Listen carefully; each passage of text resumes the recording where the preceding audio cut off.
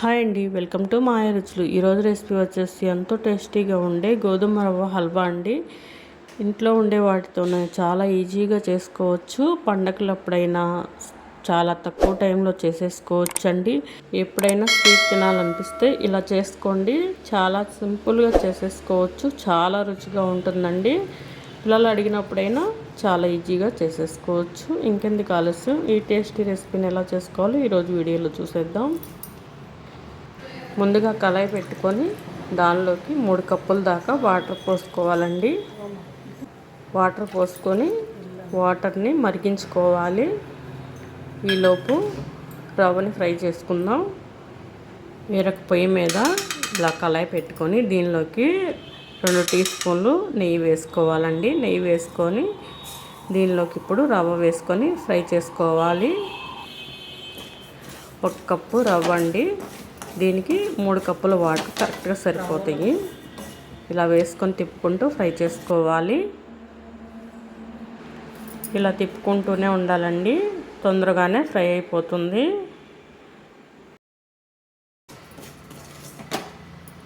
రవ్వ అనేది ఇలా వేగితే సరిపోతుందండి. ఇప్పుడు ఆ మరిగే వాటర్లో ఈ రవ్వను వేసుకోవాలి. మనం ఫ్రై చేసుకున్న ఈ రవ్వను కూడా ఈ వాటర్లో వేసేసుకోవాలి.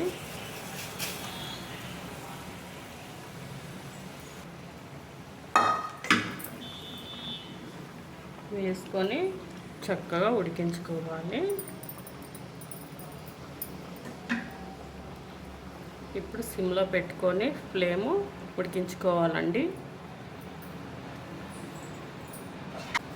ఇలా మూత పెట్టుకొని ఉడికించుకుంటే చక్కగా ఉడికిపోతుంది.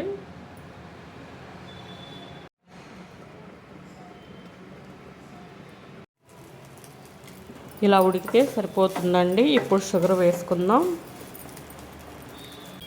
1 కప్పు షుగర్ వేస్తున్నాను. 1 కప్పు బెల్లం వేస్తానండి. లేదా 2 కప్పులు షుగర్తో అయినా చేసుకోవచ్చు, 2 కప్పులు బెల్లంతో అయినా చేసుకోవచ్చు. షుగర్ వేసుకున్నాక ఇలా బాగా తిప్పుకోవాలండి. ఇలా వేసుకున్నాక 2 నిమిషాలు మూత పెట్టుకోండి. చక్కగా షుగర్ అనేది రవ్వలో బాగా మెల్ట్ అయిపోతుంది.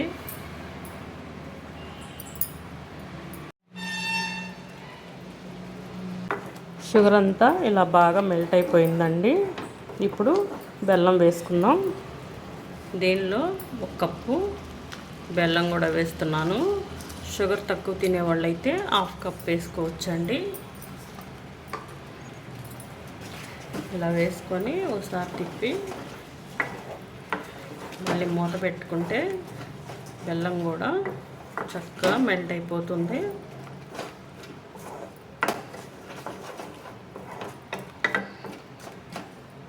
ఇప్పుడు మూత పెట్టుకొని ఉడికించుకుందాం.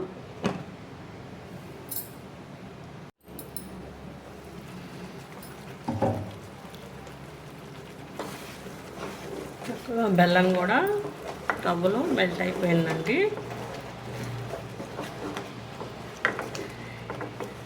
ఇదంతా దగ్గరకు వచ్చేదాకా ఉడికించుకోవాలి. దీనిలోకి కొద్దిగా కుంకుమ పువ్వు వేసుకోండి, మంచి కలర్ వస్తుంది. ఫ్లేవర్ కూడా బాగుంటుందండి. ఇలా వేసుకున్నాక గడ్డతో బాగా మిక్స్ చేసుకోవాలి. దీనిలోకి ఒక 3-4 యాలకులు దంచుకొని వేసుకోండి. వేసుకొని ఇలా బాగా మిక్స్ చేసుకోండి.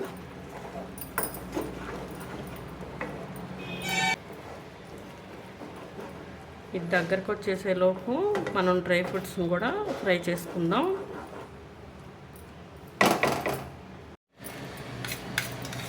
డ్రై ఫ్రూట్స్ని ఫ్రై చేసుకోవడానికి వేసుకొని ఫ్రై చేసుకుందాం.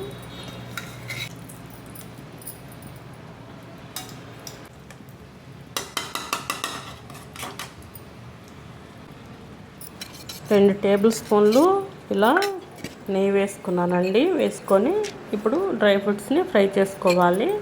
ముందుగా ఇలా జీడిపప్పులు వేసుకొని ఫ్రై చేసుకోవాలి. ఇలా తిప్పుకుంటూ ఫ్రై చేసుకోండి. దీనిలోనే ఇప్పుడు కొబ్బరి పులుకులు కూడా వేసుకొని ఫ్రై చేసుకోవాలి. ఇవి వేయాక స్టవ్ ఆఫ్ వేసుకొని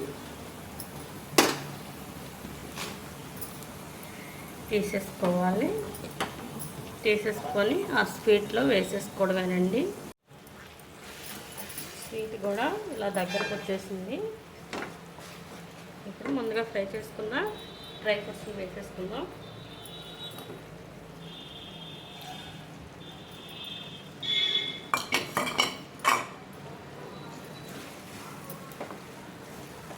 ఇలా వేసుకొని బాగా తిప్పుకోవాలి.